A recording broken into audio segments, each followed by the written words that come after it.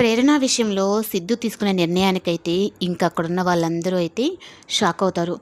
తనని అందరూ ఎవరు పుట్టారు? అసలు వాళ్ళ నాన్న ఏంటి? ఐడెంటిఫై ఏంటి? అని చెప్పని అందరూ మాట్లాడుతూ ఇంక నలుగురు దగ్గర పరువు తీశాడని చెప్పని గుణ ఇలా మాట్లాడుతూ ఉంటే ఇంక ప్రేరణ విషయంలో సిద్ధు వచ్చి తాళుబొట్టు కట్టేటప్పటికి ఇంక గుణ అయితే ఆ మెడలో నుంచి తాళి తెంపేసిబో అన్నట్టుగా.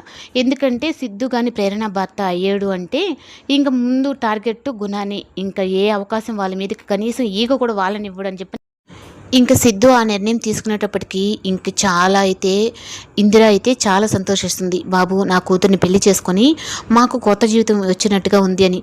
ఇంకా ఐశ్వర్య కూడా అయితే ఇంకా రంజిత్ అయితే నేను కూడా ఇలాగే నీకు తాళుబుట్టు కట్టేసి ఉంటే మన పెళ్ళిని కూడా యాక్సెప్ట్ చేసిందరు, కానీ నువ్వు మీ అక్కలాగా నువ్వు అలా కాదు కదా అన్నట్టుగా ఇంకా రంజిత్ అయితే అలా అనుకుంటూ ఉంటాడు.